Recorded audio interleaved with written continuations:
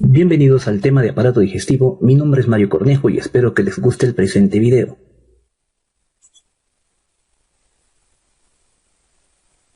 Tema: aparato digestivo. Partes del aparato digestivo. El aparato digestivo consta de dos partes que son el tubo digestivo y las glándulas anexas. El tubo digestivo está formado por boca, faringe, esófago, estómago, intestino delgado, intestino grueso, recto y ano. Las glándulas anexas son tres: glándulas salivales, hígado y páncreas.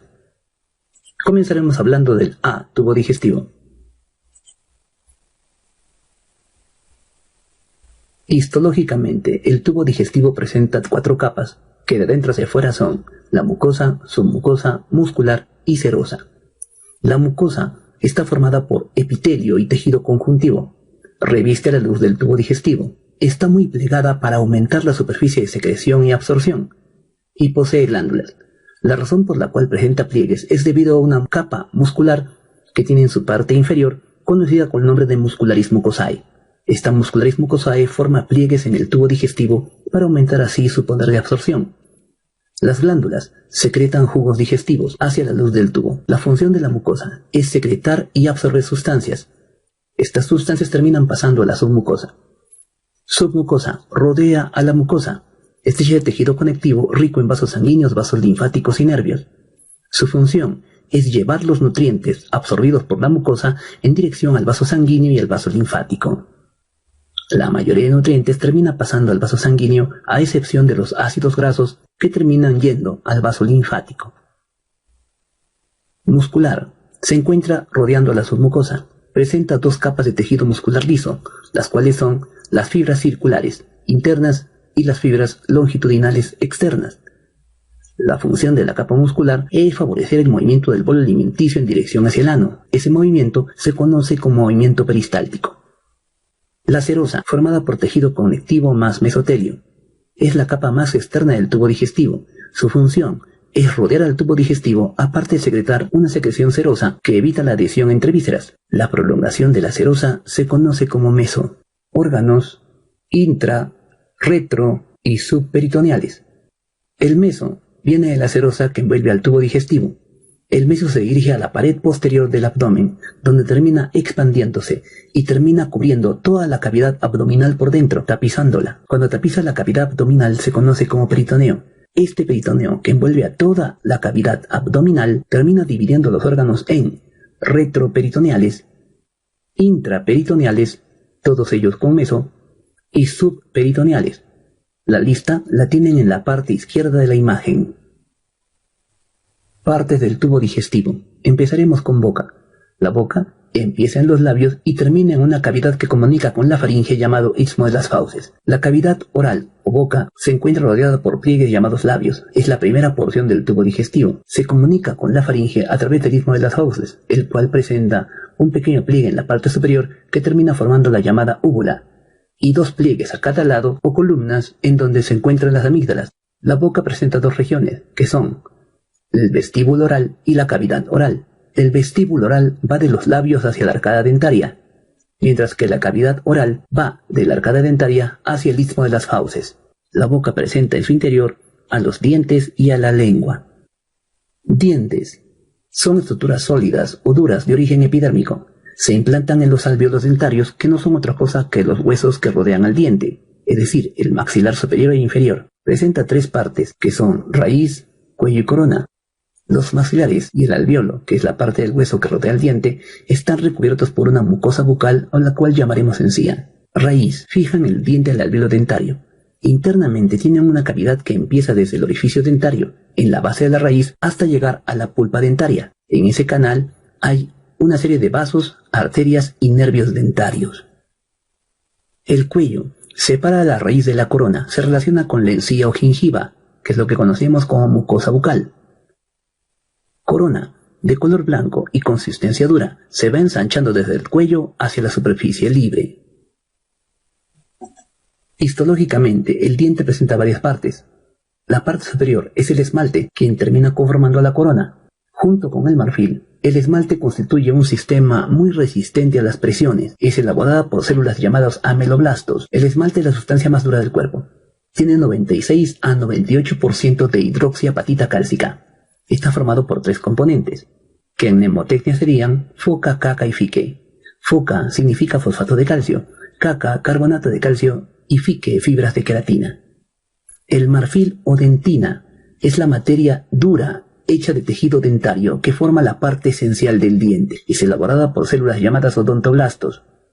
El marfil o dentina contiene un 70% de hidroxiapatita cálcica. Algunos lo llaman oseína. Esta oseína presenta los siguientes componentes: foca, caca, fluca y fico, es decir, fosfato de calcio, carbonato de calcio, fluoruro de calcio y fibras de colágeno. El cemento que rodea la raíz por fuera cubre la dentina a nivel de la raíz misma. Es la unión entre la dentina y la membrana periodontal. El cemento puede ser de 2 tipos, acelular y celular.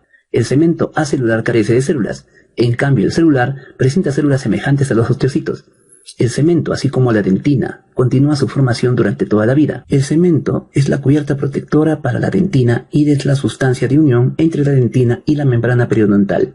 Es elaborada por células llamadas cementocitos. La membrana periodontal es una red de fibras colágenas que se encuentra entre el cemento y el alvéolo dentario. Su función es amortiguar la masticación para evitar que el diente se hunda. Aquí tenemos la dentición de un niño, 20 piezas dentarias, y la edad en la que salen. Aquí tenemos la dentición de un adulto, 32 piezas dentarias. Tipos de dientes.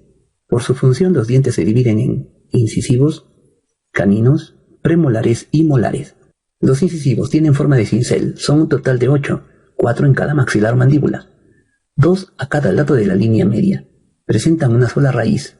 Su función es cortar los alimentos. Los caninos son 4 en total, 2 en cada mandíbula, situada por fuera de los incisivos. Tienen una sola raíz y su función es perforar y desgarrar. Premolares, también llamados molares menores, son 8 en total, 4 por mandíbula, situados a continuación de los caninos. Tienen una sola raíz y a veces pueden tener la doble, generalmente unidas. Su función es triturar los alimentos. Molares, son 12 en total, 6 en cada mandíbula. Tienen varias raíces. El tercer molar es llamado muela del juicio o cerótino. Son los últimos dientes en salir. Su función es moler y triturar los alimentos. Función general de los dientes. Dividen mecánicamente los alimentos, intervienen en la modulación de la voz y dan estética a la cara y a la boca. El ser humano es difiodonto, es decir, presenta 2 denticiones, las cuales podemos llamar dentición caduca y dentición permanente. La dentición caduca o de leche empieza cuando el niño termina teniendo 6 meses de edad. Antes de eso no presenta dientes. Desde los 6 meses comienzan a salir un par de dientes cada mes, hasta completar un total de 20 piezas dentarias. Estas son 8 incisivos, 4 caninos y 8 molares. Existe una fórmula dentaria, que es incisivos 2 sobre 2, caninos 1 sobre 1 y molares 2 sobre 2. Se especifica claramente que el niño no presenta premolares. Para explicar la dentición en fórmula dentaria, es bueno imaginar que trazaremos una línea media horizontal que dividirá los dientes en dientes superiores e inferiores, y una línea media vertical que terminará dividiendo los dientes en derechos e izquierdos. Terminan formándose 4 cuadrantes. Si observas, en la parte superior se encuentran 2 dientes y en la parte inferior 2 dientes incisivos. Eso nos da la fórmula de incisivos 2 sobre 2. Queda un canino en cada cuadrante, por lo tanto la fórmula sería 1 sobre 1 caninos. Y en el caso de los molares sería 2 sobre 2 molares. Dentición permanente o definitiva. En el adulto son 32 piezas dentarias, de forma similar a los anteriores, más 12 molares. Los primeros en aparecer son los molares, a los 7 años de vida, a excepción de los cerótinos o muelas del juicio, que aparecen entre los 17 y 30 años de edad, y a veces faltan por completo. De la dentición permanente son 8 incisivos, 4 caninos, 8 premolares y 12 molares. En fórmula dentaria por cuadrantes sería incisivos 2 sobre 2, caninos 1 sobre 1 y premolares 2 sobre 2, más molares 3 sobre 3. Como hicimos en la parte anterior, dividiremos a los dientes en superiores e inferiores y derechos e izquierdos. Como se puede observar en la imagen, 2 incisivos quedan en cada cuadrante, por lo que se explica la fórmula 2 sobre 2 incisivos. Queda un canino en cada cuadrante, 1 sobre 1 caninos, 2 premolares por cuadrante, 2 sobre 2 premolares, y 3 molares en cuadrante, 3 sobre 3 molares. Recordar que la tercera muela es llamada muela del juicio o cerotino. Lengua. Forma el suelo de la cavidad oral. Está libre en la punta e insertado en el hueso yoides. Se encuentra formado por músculo esquelético recubierto por una membrana mucosa. La superficie superior y a los lados de la lengua contienen a las papilas gustativas. En la parte inferior se forma un pliegue llamado frenillo. Esta parte inferior de la lengua es la región ventral de la lengua, mientras que las papilas gustativas se encuentran en la región dorsal de la misma. Funciones de la lengua. Es el órgano del gusto. Posee sensibilidad térmica y dolorosa al tacto. Ayuda a insalivar y mezclar los alimentos. Ayuda a formar el bolo alimenticio. Inicia la deglución y participa en el lenguaje articulado. La inervación motora de la lengua es debido al nervio hipogloso y al vago. Los músculos de la lengua. La musculatura lingual permite a la lengua su gran movilidad. Presenta 17 músculos, la mayoría son pares. Estos se dividen en dos grupos que son los músculos extrínsecos y los músculos intrínsecos. Los músculos extrínsecos de la lengua mueven la lengua dando forma al bolo alimenticio y también fuerzan el paso del bolo alimenticio hacia la parte posterior de la boca, es decir, favorecen la deglución. Los músculos intrínsecos modifican el tamaño y forma de la lengua para el habla y también ayudan a la deglución. Faringe. Conducto fibromuscular corto, tiene forma de embudo, comunica a la boca con el esófago. Durante la deglución se forma un repliegue en la faringe llamado epiglotis, que cierra la glotis para impedir que el alimento ingrese a la vía respiratoria. Se comunica con las fosas nasales a través de la coana, con el oído medio a través de la trompa de Eustaquio y con la laringe, que es parte del aparato respiratorio. La función de la faringe es la deglución. También es una vía mixta, respiratoria y digestiva, permite la comunicación entre ambas vías. Regiones de la faringe. De arriba hacia abajo son rinofaringe o nasofaringe de función respiratoria, orofaringe o bucofaringe de función respiratoria y digestiva y laringofaringe de función digestiva. La faringe da continuidad al esófago, el cual se encuentra entre la tráquea y la columna vertebral. El esófago mide 25 a 30 centímetros de largo, tiene 3 centímetros de diámetro, comunica faringe con estómago. Es de ubicación torácica, entre la tráquea y la columna vertebral. Posee de adentro hacia afuera las siguientes capas.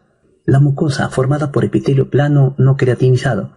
La submucosa, hecha de tejido conjuntivo con glándulas que producen moco, que atenúa el rozamiento de los alimentos.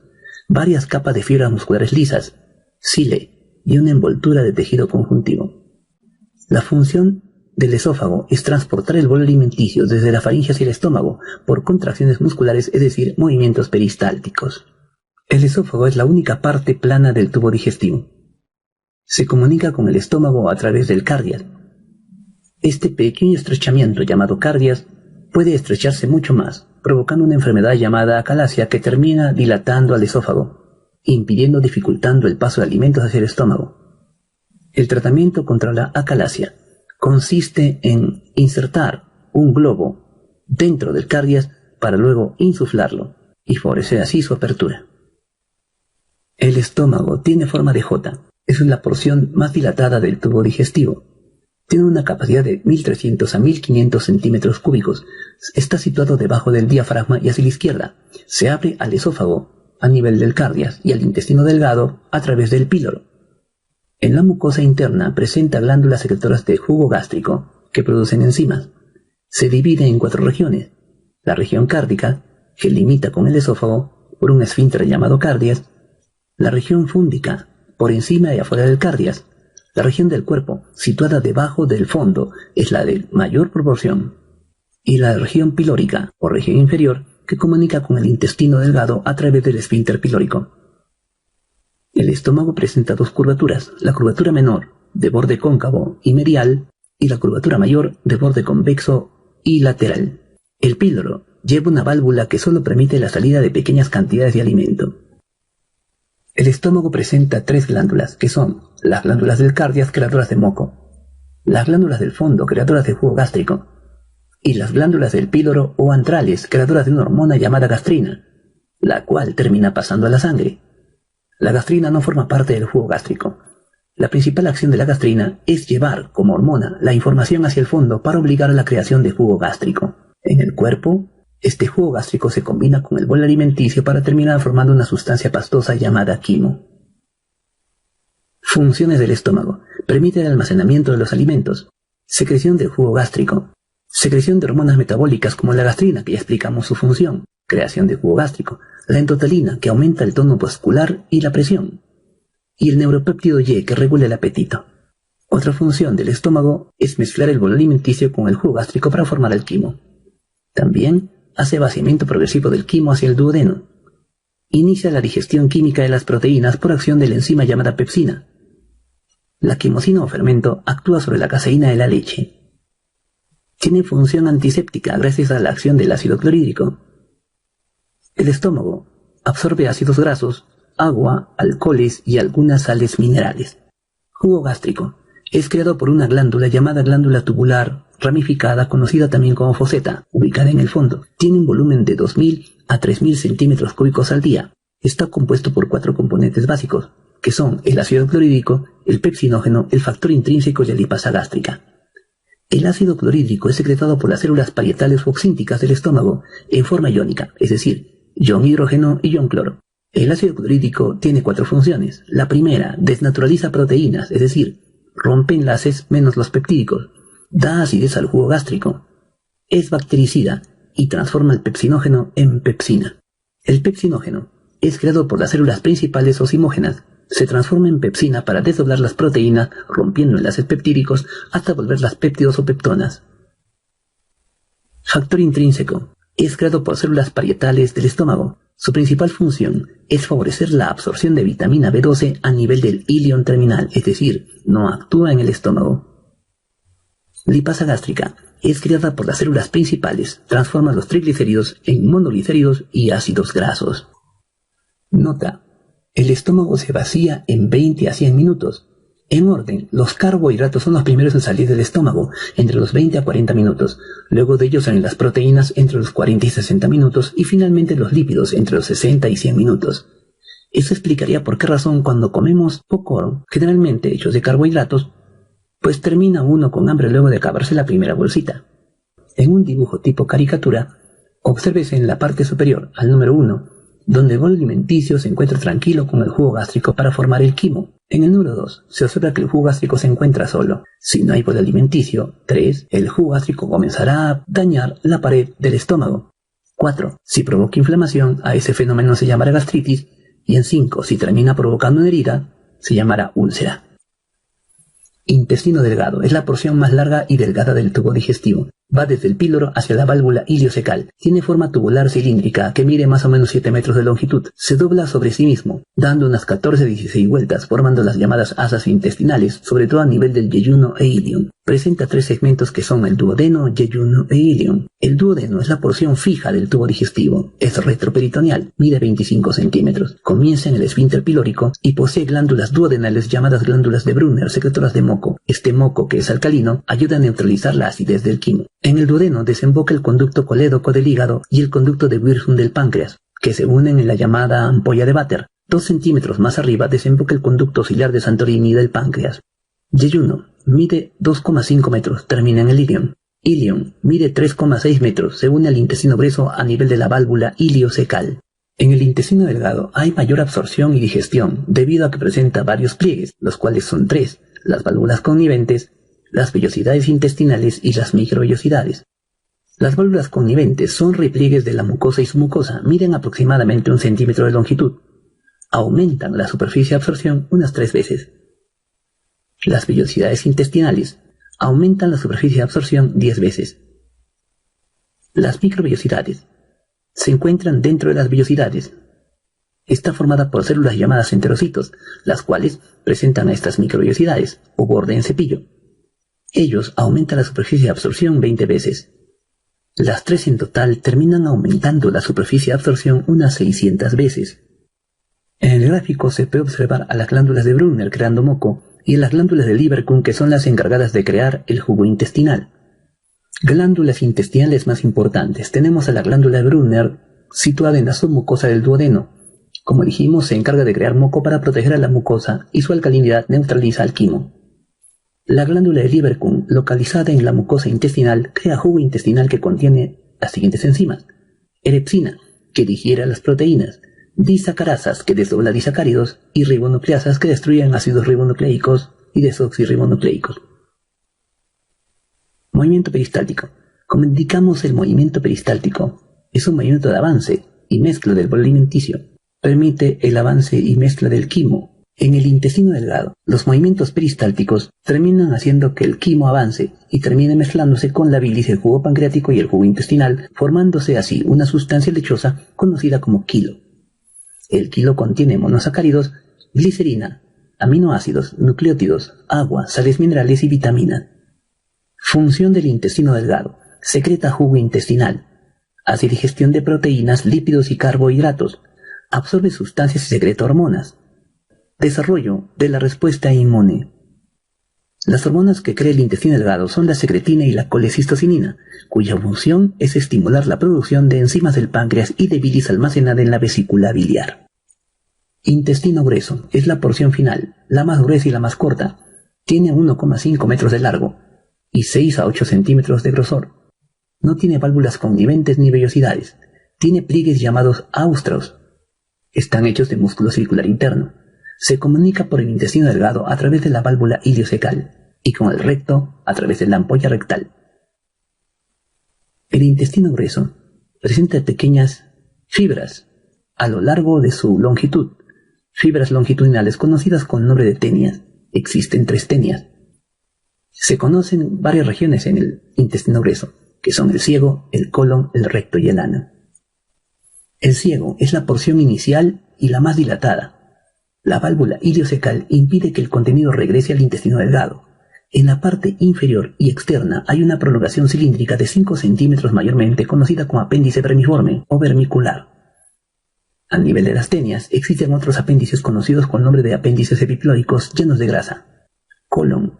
Forma un cuadrilátero con las siguientes partes, que son el colon ascendente, el colon transverso, el colon descendente y el colon sigmoides, que no tiene austras. Función del colon: forma las heces fecales por acción de las bacterias intestinales. Absorbe agua y electrolitos. Crea la vitamina K y la vitamina B12 por acción de la flora bacteriana. Y también secreta moco. Recto es la última porción del intestino grueso. Mide de 12 a 18 centímetros. Termina por unirse al conducto anal. Funciones del recto: forma al bolo fecal, almacena temporalmente las heces y absorbe residuos de agua. Ano. Parece un simple orificio, pero mide aproximadamente 2 a 3,5 centímetros de longitud. Su esfínter está formado por las llamadas columnas de Morgagni. Está irrigada por arterias llamadas arterias hemorroidales. Su función es eliminar las heces durante la defecación. Glándulas anexas. Glándulas salivales están alrededor de la boca. Elaboran 1500 mililitros de saliva al día. Poseen un pH de 6,5 a 7,5. La saliva contiene tialina. Son 3 glándulas las que forman a las glándulas salivales. Son las glándulas parótidas, submaxilares y sublinguales. Las glándulas parótidas elaboran el 20% de la saliva. Se encuentran delante y debajo del pabellón auricular. Tienen un conducto llamado conducto de Stenone que desemboca en la segunda molar superior. Submaxilares, en la cara interna del maxilar inferior, presentan al conducto llamado conducto de Wharton y elaboran el 70% de saliva al día. Sublinguales, se encuentran debajo de la lengua, a los lados del frenillo lingual. Su conducto es el de Ribinus y el de Bartholin. Elaboran el 5% de saliva. Se abren el suelo de la boca a nivel del frenillo de la lengua. Funciones de la saliva: mantienen húmeda la boca, degradan al almidón, forman el bolo alimenticio, favorecen la deglución, actúan como lubricante, destruye parte de bacterias que ingresan con los alimentos a través de una sustancia bactericida que presentan llamada lisozima. En la boca se comienza la digestión química de los glúcidos, debido a la amilasa salival o alfa-tialina que rompe el almidón hasta maltosa, un disacárido. Páncreas. El páncreas mide 18 centímetros de largo, pesa 70 gramos y es de color plomizo y es retroperitoneal. Es una glándula mixta de forma alargada, ubicada detrás de la curvatura mayor del estómago. Se conecta por 2 conductos al duodeno. Presenta 3 regiones, que son la cabeza, el cuerpo y la cola. La cabeza es ancha y se pega en forma de C al duodeno. Por encima y a la izquierda de la cabeza se encuentra el cuerpo y la cola. Es una glándula mixta. Su porción exocrina tiene acinos pancreáticos que envían jugo pancreático al duodeno a través del conducto de Wirsung y el conducto auxiliar de Santorini. Su porción endocrina crea hormonas como por ejemplo la insulina. El conducto de Wirsung o conducto pancreático lleva jugo pancreático y se une al conducto colédoco, que es la unión del hepático con el cístico. Ambos conductos se unen en un conducto común, la ampolla de Vater o ampolla hepatopancreática. La ampolla se abre en una elevación del duodeno llamada carúncula mayor. La carúncula mayor, hallada a 10 centímetros del esfínter pilórico, termina botando el jugo pancreático y la bilis hacia el duodeno. El conducto accesorio de Santorini desemboca 2,5 centímetros por encima de la carúncula mayor, a nivel de un orificio llamado carúncula menor. Jugo pancreático. Tiene un pH alcalino de 8. Neutraliza la acidez del quimo. Se secreta aproximadamente 1,4 litros al día. La hormona secretina estimula la creación de jugo pancreático rico en bicarbonato para neutralizar el quimo, mientras que la colecistocinina estimula la excreción de jugo pancreático rico en enzimas para la digestión. En el gráfico se observa cómo el conducto colédoco y el conducto de Wirsung terminan desembocando en la ampolla de Vater a través de un orificio llamado esfínter de Oddi. La ampolla de Vater termina en la carúncula mayor, que se abre hacia el duodeno. Hígado. Es la glándula más grande del aparato digestivo. Es exocrina por crear bilis y es endocrina por crear hormonas como la somatomerina y angiotensinógeno. Pesa 1,5 kilogramos en el adulto. Funciones del hígado. Tiene una función exocrina, secreta bilis. Los dos componentes principales de la bilis son los ácidos biliares y la bilirrubina. Los ácidos biliares emulsionan a los lípidos en el tubo digestivo y facilitan su degradación por la lipasa pancreática y su posterior absorción. La bilirrubina es producto de la degradación de la hemoglobina. La bilis se dirige a la vesícula biliar, donde se concentra, disminuye su cantidad de agua y luego se almacena. La bilirrubina, pigmento biliar, termina dando color a las heces, llamándose entonces estercobilina, y a la orina, llamándose urobilina. Recordar que esta bilirrubina vino por degradación de la hemoglobina. Las sales biliares se obtienen a partir del colesterol. Función endocrina. La hormona del crecimiento hace posible que el hígado sintetice la hormona somatomerina C, la cual posee a su vez un potente efecto en el crecimiento óseo. Función metabólica. Metabolismo de carbohidratos. El hígado mantiene normal la concentración de glucosa en sangre. Interviene en la glucogénesis, glucogenólisis y gluconeogénesis. Recordad que la glucogénesis es sintetizar glucógeno a partir de la glucosa. Glucogenólisis es cuando convertimos el glucógeno a glucosa. Y gluconeogénesis cuando formamos glucosa a partir de aminoácidos, glicerol y lactatos. Metabolismo de lípidos. Intervienen en la beta-oxidación de los ácidos grasos, es decir, oxigenando ácidos grasos, terminan formando energía. Sintetiza lipoproteínas, las cuales terminan transportando ácidos grasos, grasas, colesterol y fosfolípidos. Y degrada el colesterol a sales biliares. Metabolismo de proteínas. Intervienen en la desaminación de aminoácidos formando urea y en la síntesis de proteínas plasmáticas y factores de coagulación como el 1, el 2, el 5, el 7, el 9 y el 10. Almacenamiento de vitaminas. El hígado almacena vitamina A, vitamina D, vitamina B12 y vitamina K. Detoxificación. Las sustancias tóxicas y diversos fármacos son neutralizados en los hepatocitos mediante procesos de oxidación, acetilación, metilación y conjugación. Las enzimas que intervienen en estos procesos están localizadas en el retículo endoplasmático liso. Funciones hematológicas. El hígado hace hemocateresis y hematopoiesis fetal. Las células de Kupffer, macrófagos fijos, fagocitan y destruyen a los eritrocitos viejos y deformes. Hematopoiesis fetal. Forma elementos formes de la sangre entre el tercer y sexto mes de desarrollo embrionario. Función excretora. La formación de urea ocurre en el hígado a partir del amoníaco y el CO2, que interviene en la degradación del aminoácido. La urea posteriormente pasará al riñón y será eliminada por la orina. El hígado sintetiza también ácido úrico a partir de purinas, base hidrogenadas. Este ácido úrico también será excretado por el riñón a nivel de la orina. Producto de la hemocateresis, destrucción de glóbulos rojos, se libera el grupo M de la hemoglobina y a partir de él se produce la bilirrubina. Esta bilirrubina, que llamaremos bilirrubina no conjugada, termina pasando al hígado, donde sufrirá un proceso de conjugación, uniéndose al ácido glucónico. Luego será eliminado con la bilis. Posteriormente puede ser eliminada en la orina como urobilina o en las heces como estercobilina. Fisiología digestiva. Presenta las siguientes etapas, que son ingestión, deglución, absorción, asimilación y defecación. 1. Ingestión. Es la incorporación de alimentos por la boca hacia la vía digestiva. La cantidad de alimento ingerido está determinada por el hambre, mientras que el tipo de alimento ingerido está determinado por el apetito. 2. Deglución. Es el pasaje del bolo alimenticio desde la boca hacia el estómago. Presenta 3 etapas, que son la deglución oral, la deglución faríngea y la deglución esofágica. La deglución oral.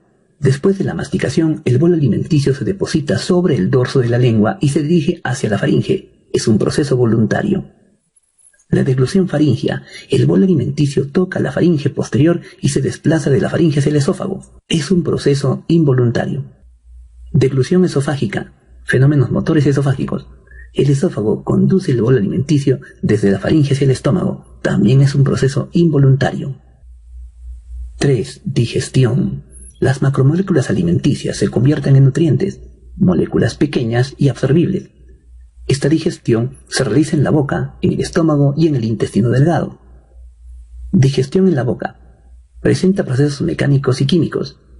Procesos mecánicos. Está dado por la masticación y la insalivación. En la masticación son un conjunto de movimientos voluntarios realizados con la finalidad de formar el bolo alimenticio. Aquí intervienen los dientes y los músculos de la masticación. Insalivación. Consiste en mezclar los alimentos con la saliva para lubricarlos. Procesos químicos. La saliva presenta la enzima alfa-tialina o amilasa salival, que inicia la digestión del almidón, desdoblándola hasta convertirla en maltosa y dextrinas. Digestión en el estómago. Proceso mecánico. Está dado por las ondas de mezcla y de propulsión. Proceso químico. El jugo gástrico presenta las siguientes enzimas: pepsina, lipasa gástrica, también llamada tributirasa, y renina, cuajo o factor Lab. La pepsina del jugo gástrico degrada las proteínas hasta polipéptidos.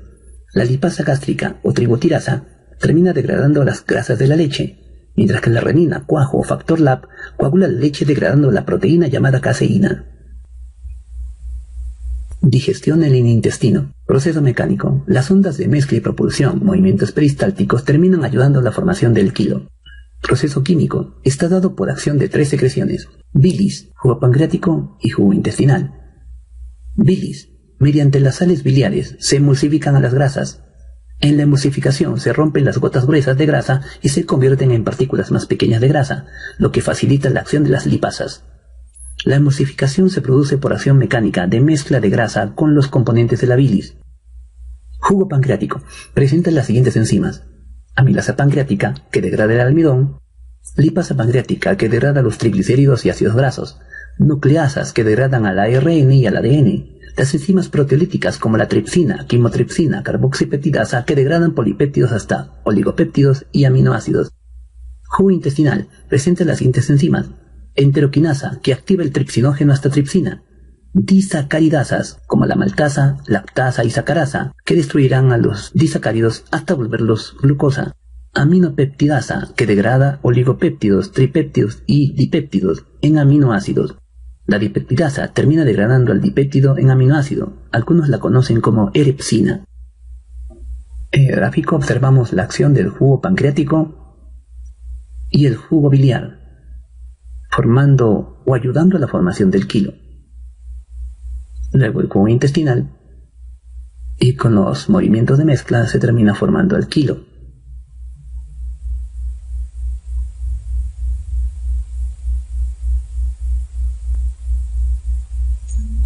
Absorción. Es el paso de nutrientes a través de las células epiteliales del intestino, es decir, del enterocito, para llegar a la luz intestinal y de ahí a la sangre y linfa. El 90% de la absorción se realiza en el intestino delgado y un 10% en el estómago e intestino grueso. La absorción es el paso de nutrientes a través de las células epiteliales del intestino o enterocitos para llegar hacia la sangre y linfa. El 90% de la absorción se realiza en el intestino delgado y solo un 10% en el intestino grueso y el estómago. Absorción de carbohidratos. Los azúcares se absorben en forma de monosacáridos, la mayoría por transporte activo, conocido como cotransporte de sodio y glucosa. Los carbohidratos tipo glucosa se dirigen hacia la sangre. Absorción de proteínas. Se absorben en la membrana luminal de los enterocitos en forma de dipéptidos, tripéptidos y aminoácidos. Una vez que la dipeptidasa y tripeptidasa terminan actuando, los aminoácidos terminan pasando hacia la sangre igual por cotransporte de sodio con aminoácidos. Absorción de grasas. Los triglicéridos, grasa más abundante de los alimentos, por acción de la lipasa pancreática forman ácidos grasos libres y monoglicéridos. Las sales biliares forman micelas de grasas. Los ácidos grasos y monoglicéridos se mezclan en las micelas, formando micelas mixtas, que luego son transportadas hacia la superficie de las microvellosidades del enterocito, en donde los ácidos grasos y monoglicéridos ingresan por difusión. Luego pasan a la linfa en forma de kilomicrones. La glucosa, fructosa, galactosa y aminoácidos terminan yendo por vía de la vena porta en dirección hacia el hígado. Las aguas, vitaminas y sales minerales pasan directamente al organismo, mientras que los monoglicéridos y ácidos grasos pasan bajo la forma de kilomicrones en dirección a la linfa y de ahí a la circulación general, sin pasar por el hígado. En el gráfico observa la absorción de los carbohidratos. Desde el inicio, el almidón termina siendo degradado por la amilasa salival hasta volverla dextranos o maltosa. Luego, la amilasa pancreática los vuelve netamente maltosas o disacáridos. Estos disacáridos de maltosa terminan pasando a las microvellosidades del enterocito y son degradados por las disacaridasas, que terminan transformándolos en monosacáridos. Esta disacaridasa sería la maltasa en su mayoría. Estos monosacáridos tipo glucosa terminan pasando a la sangre unidos al sodio. Las proteínas, por acción del ácido clorhídrico, la proteína se desnaturaliza. Esta proteína termina transformándose en peptona gracias a la acción de la pepsina. Todo esto a nivel del estómago. La peptona termina siendo destruida por la tripsina, quimotripsina y carboxipeptidasa en el intestino, hasta transformarse en dipéptido y tripéptido. Estos dipéptidos y tripéptidos pasan luego a las microvellosidades intestinales, en donde la dipeptidasa y tripeptidasa las desdoblan hasta aminoácidos. Luego los aminoácidos pasan a la sangre unidos también con la bomba de sodio.